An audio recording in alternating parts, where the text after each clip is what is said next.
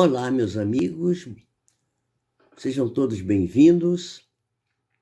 Hoje é a quinta-feira deste mês, do mês de maio do ano de 2021, e nós estaremos apresentando uma palestra um pouco mais longa do que as habituais. Nós vamos hoje conversar aqui amigavelmente com vocês sobre as leis divinas e o mundo de provas e expiações. Ora, o mundo de provas e expiações é uma... O que é que significa isso, o mundo de provas e expiações? Significa que a Terra, na organização dos mundos, quer dizer, na gradação dos mundos habitados, que são múltiplos, né? Sabemos disso, ela é um planeta atrasado. Ocupa, talvez, assim, digamos, o segundo degrau, porque o primeiro degrau são os mundos primitivos, onde os espíritos, às vezes, encarnam por primeira vez, ou então encarnam degradados para recomeçar a sua trajetória, uma vez que tenham exatamente desobedecido a essa lei divina, a qual nós vamos nos referir aqui. E então o mundo de provas e expiações é um mundo em que a pessoa vai ser testada para ver se já avançou e pode ser promovida a ir adiante, como numa academia, numa escola, numa universidade, numa faculdade, não é? Ela vai ser avaliada. E o que avalia a pessoa? O que avalia a pessoa é exatamente a sua conduta do cotidiano, no dia a dia da sua vida. Então, essa oportunidade que temos de estarmos encarnados aqui na Terra, no caso da Terra, que é um mundo de provas e expiações, nós estamos sempre sendo provados. Mas também passamos por expiações. O que são as expiações? As expiações são as oportunidades que temos de rever condições na qual falimos ou falhamos, né? Vocês podem escolher qualquer dos dois verbos, falir ou falhar, vai dar no mesmo. Quer dizer, a gente errou o alvo, a gente não conseguiu atingir o que devia fazer. Foi pelo caminho errado, pegou o atalho, não é? Se atrapalhou na caminhada, não soube perdoar, não soube entender, criou conflitos, criou dificuldades. Então, tem que retornar, e nesse retorno, na reencarnação, no caso da expiação, vai passar por dificuldades, vai te passar por problemas para que aprenda a agir de maneira diversa, de maneira mais, vamos dizer assim, cristã. A palavra cristã, às vezes as pessoas não gostam muito, né? Deviam gostar da palavra cristã, porque cristã vem do Cristo, e o Cristo é o nosso modelo e nosso guia. Mas, quando fala isso aí é cristão, a pessoa já fica assim meio, né? Bom, é uma pena que as pessoas não consigam entender que ser cristão, na sua acepção plena, é uma bênção de Deus, e a pessoa que consegue ser, assim, dócil aos princípios que Jesus veio trazer, é uma pessoa que está certamente a caminho da felicidade plena. Então a pessoa falha, então fica na expiação. Isso é o planeta de provas e expiação. E as leis divinas são as leis que foram criadas pelo Criador e que estão todas escritas, não é na Bíblia, não, gente, não é dentro do livro, em papel e tinta, não.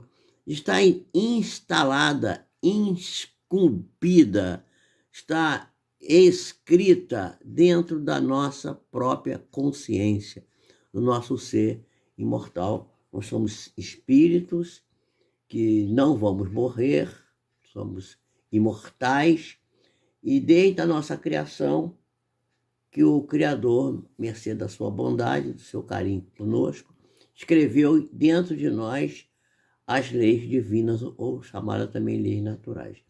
As leis divinas e naturais, elas são leis que regem todo o universo inteiro é regido por essas leis, né? E Allan Kardec teve a oportunidade de, na sua maravilhosa obra de codificação espírita, de trazer para nós, na parte terceira do Livro dos Espíritos, as leis divinas e naturais. Nós temos aqui que abrir um parênteses para fazer uma homenagem ao codificador, que teve a oportunidade de dizer assim: nascer, viver, morrer, renascer, né? Ainda, e progredir sempre. Esta é a lei. Essa expressão está escrita lá no Dolman, na sepultura, se vocês quiserem, chamo de Dolman, que são umas pedras lindas, né, que é no túmulo de Allan Kardec, que se encontra lá no cemitério de Père-Lachaise, em Paris. Cemitério lindo, porque tem lá vários túmulos muito bem decorados, um cemitério bonito, bem arrumado, e lá estão os despojos, né, mortais de várias personalidades, como, por exemplo, Debussy, né, Alexandre Dumas, o pai e o filho, Simone de Beauvoir, André Gide, vários grandes nomes da literatura, da música, da arte em geral, da cultura francesa, que é da cultura mundial, né? Porque a cultura da França é a cultura de todos nós, a cultura do mundo inteiro. E lá também está o túmulo de Allan Kardec, onde está escrita essa frase lapidar, fantástica. E Allan Kardec teve a oportunidade de colocar na terceira parte do Livro dos Espíritos as leis divinas ou naturais, que são essas leis. Então lá está a lei do trabalho, a qual vou me referir aqui. Lá está a lei da sociedade, sobre a qual farei uma palestra daqui a alguns dias, e eu vou avisar vocês, será uma palestra transmitida online, será ao vivo, né? Eu vou avisar. Então, a lei da reprodução, né? A lei da destruição, a lei da conservação, e várias leis, e, sobretudo, a lei do amor, justiça e caridade. Lá também está a lei da adoração, né? Que é a lei, e uma das leis que eu mais acho interessante é aquela lei que fala que é a lei da perfeição moral, que é uma lei que a gente tem que obedecer, porque todos nós fomos planejados para atingirmos a perfeição moral. Então, nós estamos no mundo de provas e expiações e temos que atender essas leis divinas e naturais. Complicado para nós, porque nós ainda estamos muito apegados à matéria. E as leis divinas ou naturais são leis que necessitam de uma compreensão espiritual de alta elevação. E é por isso que a gente se debate tanto e vem para cá conversar com as pessoas aqui nos vídeos, nas palestras, para ver se a gente consegue despertar as criaturas para que elas prestem atenção para essas leis que elas precisam praticar, né? A lei do amor, justiça e caridade. Como é que pode haver caridade no mundo se não houver justiça? Mas como que pode haver justiça se as pessoas não sabem nem o que é justiça? A gente perguntar para a pessoa o que é a justiça. Pergunto agora aqui para vocês. Vocês sabem o que é a justiça? Quase ninguém sabe. Sócrates já perguntava isso. O que é a justiça? E as pessoas ficavam olhando e ninguém sabia muito bem responder o que era a justiça. Pois é, a justiça é dar ao outro aquilo que lhe é devido. O que é devido à pessoa? Uma porção de coisas, principalmente a vida. E a vida, de certa maneira, uma vida que ela possa viver com equilíbrio, sem passar fome, sem estar com dificuldades graves. Mas as próprias pessoas buscam com as suas próprias ações nefastas estar em desarmonia com essas leis. E aí não conseguem aproveitar as oportunidades que a vida oferece. Muito bem, então eu resolvi trazer isso aqui para a gente poder conversar e saber que essas leis divinas ou naturais, elas vigem no universo inteiro, não é que só para a Terra, não. Em qualquer lugar onde nós estivermos no futuro, não sei quando vai ser isso, porque a gente está tão agarrado aqui na Terra, mas quem sabe se daqui a pouco a gente vai estar em Marte, ou em Júpiter, ou sei lá, em Saturno, não sei qual é o planeta que está melhor aí.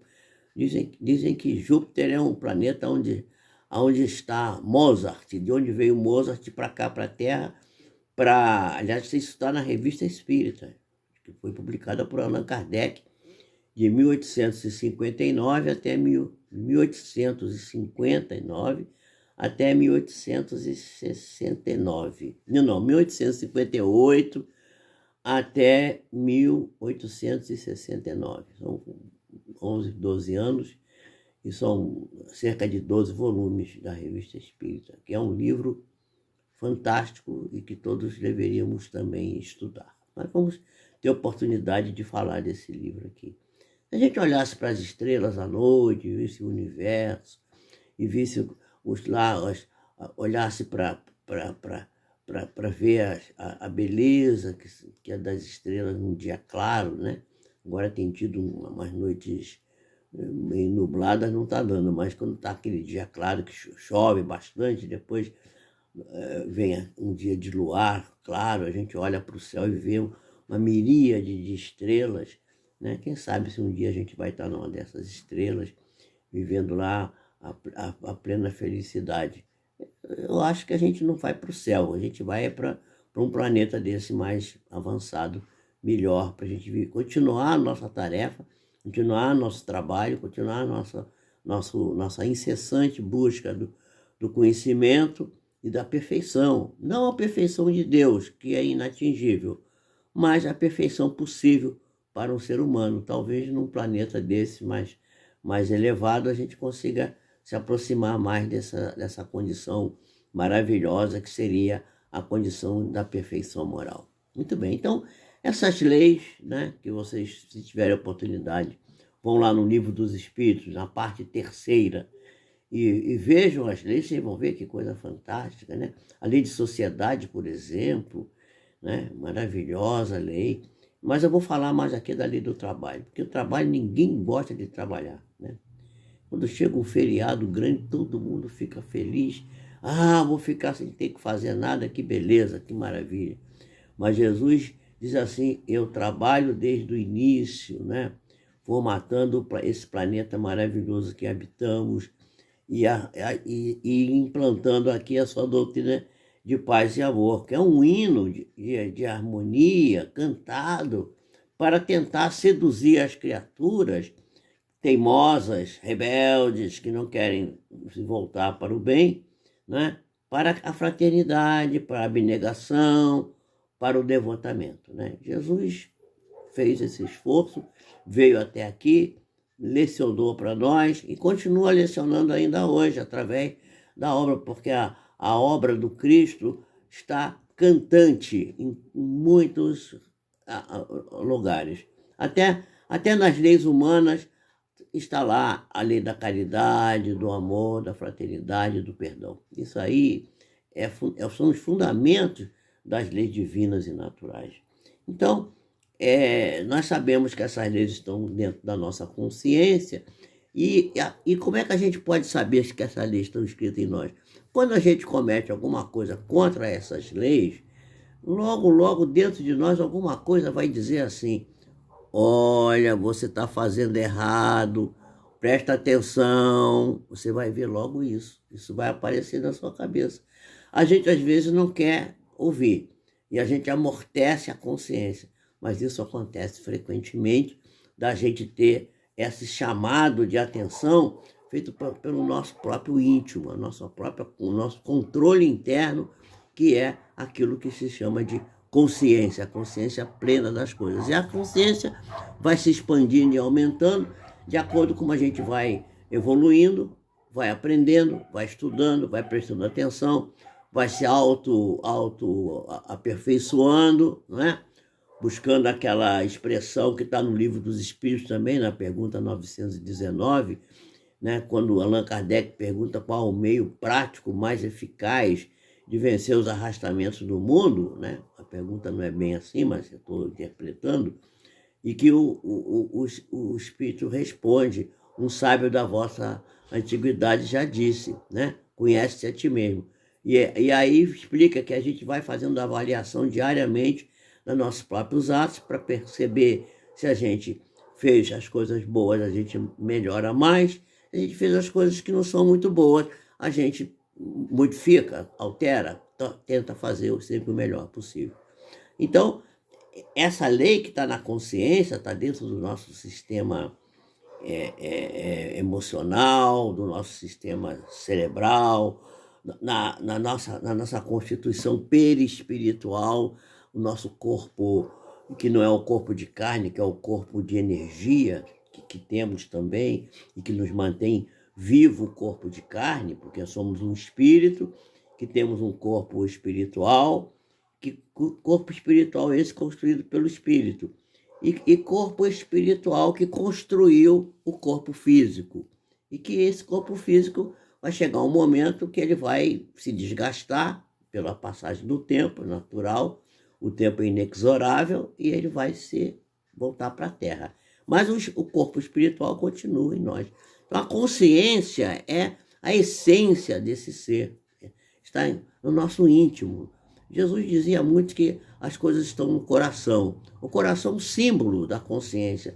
O coração é um símbolo, não aquele o órgão que bate e que joga o sangue para frente e tal. Não é isso. É o coração, é o sentimento, a emoção, né? a vontade, que constituem a vontade, o pensamento e o sentimento, que vai constituir a energia mental. A energia mental que nos mantém com condições de realizar as tarefas que precisamos realizar para a construção do nosso eu. Então, as leis divinas e naturais estão inscritas ou esculpidas na nossa consciência, né? É a pergunta 621 do Livro dos Espíritos que trata disso. Muito bem. Havia um companheiro nosso, porque ele está aí ainda presente, chamado José Martins Pintor. O Pintor, companheiro nosso, fundador do nosso grupo de estudos Eurípides Barçanufo, e ele, numa palestra sobre as leis morais, usou um acrônimo chamado PILASTRA, P-I-L-A-S-T-R-A,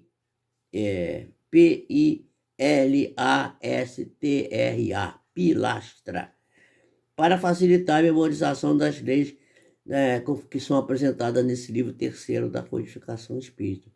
E está lá, então, dentro dessas letras, né, pilastra, que não cobre todas as leis, mas a gente vai dar um acerto aqui que vai acabar a gente lembrar. Então, vamos lá. Então, o P, lei do progresso. O I, lei da igualdade. O L, lei da liberdade. O A, a lei do amor, justiça e caridade. O S, a lei de sociedade. O T, a lei do trabalho. O R, a lei da reprodução. E o A, de novo, a lei da adoração. Aí ficou de fora, né, a lei de perfeição moral, a lei da destruição e a lei da conservação, né? E aí eu criei um acrônimo de 5 letras, que eu chamei de CODEP, CODEP. CODEP, CODEP. O CODEP representa as 3 leis que faltam, né? A conservação, né? A lei da destruição, que é o D, e a lei de P, o P, que é a lei a terceira que ficou faltando, né? Então vamos lá. Então a lei da destruição, que a gente estuda muito quando estuda ecologia, não é? A lei da perfeição moral, que é essa que eu falei antes, né? E a lei da conservação, que é estudada pela física, né? Conservação da energia, conservação da massa, né? Lei de Dalton, lá na química, que você junta dois elementos químicos e cada um tem um peso separado, quando junta os dois dá um terceiro elemento, por exemplo, junta cloreto de cloro com sódio, né? Faz cloreto de sódio, que é o sal de cozinha. Então botam o peso do cloreto, o peso do sódio, junta, né? Aí faz cloreto de sódio, né? Então você tem o cloro e o sódio, junta, aí o peso do resultante é igual à soma dos pesos dos componentes. Então é uma lei da química, da físico-química. Então as leis morais, elas estão em acordo com as leis da física, com as leis da química, com as leis da biologia, né? Por exemplo, a lei da reprodução está ligada com a lei, com a biologia. Toda a obra da codificação espírita, ela está relacionada com as ciências, porque o espiritismo é uma ciência de observação e anda para e passo com a ciência, caminha sempre junto. Então, não há muito como separar uma coisa da outra. Então, essas aí são as leis morais que nós estudamos. Mas nós poderíamos dizer que quem resumiu as leis morais para nós foi Jesus, né? Jesus disse assim: amai a Deus de toda a vossa alma, de todo o vosso espírito, de todo o vosso entendimento, né?